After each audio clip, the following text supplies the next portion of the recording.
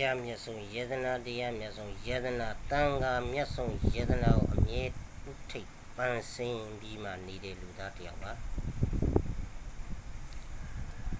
ဘုရားသားတော်ဆိုတာမေတ္တာကရုဏာမုဒိတာတဲ့ခန္ဒီပါရမီကျင့်ကြတိခံရတဲ့ခွန်လို့ရတဲ့အမှားကိုပြင်ပြီးအမှန်ကိုမြင်အောင်ပြသရတယ်အဲ့ဒီလိုမှမပြသနိုင်ပဲနဲ့လူ့အကြောင်းတွေကိုလိုက်ပြီးတော့မှပြဿနာရှာမယ်ဘာမဟုတ်တဲ့ကိစ္စလေးကိုပုံကြည့်ချက်မယ်လူရှိချင်းရဖြစ်အောင်လုပ်မယ်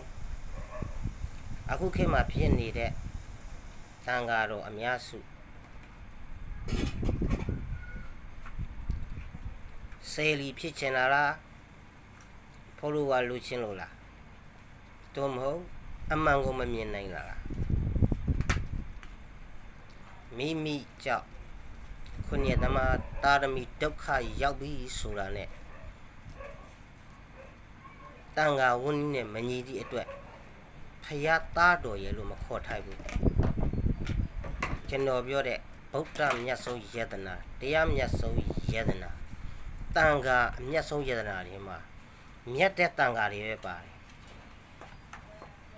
ဥစိတ်ပန်းစင်တွေထက်မှာတိတ်ခါဘုံနဲ့မညီတဲ့တန်ခါတွေမပါဘူးအဲ့လိုတန်ခါတွေခါကျတော့ခုနှစ်သားမျိုးဒုက္ခပေးတယ်မေတ္တာရှိမထားဘူးနော်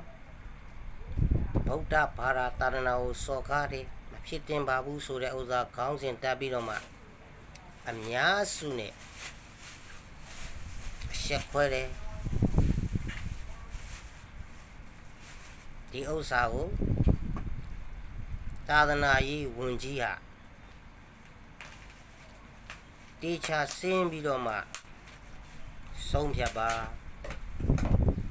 ဆောင်ရွက်ပါအပြည့်ရှိလို့ဆောင်ရွက်လို့ရတယ်အခုလောက်ရကဒီတန်ခါတစ်ပါးရဲ့လောက်ရဟာလုံးဝလက်မခံနိုင်တဲ့အနေအထားရှိပါတယ်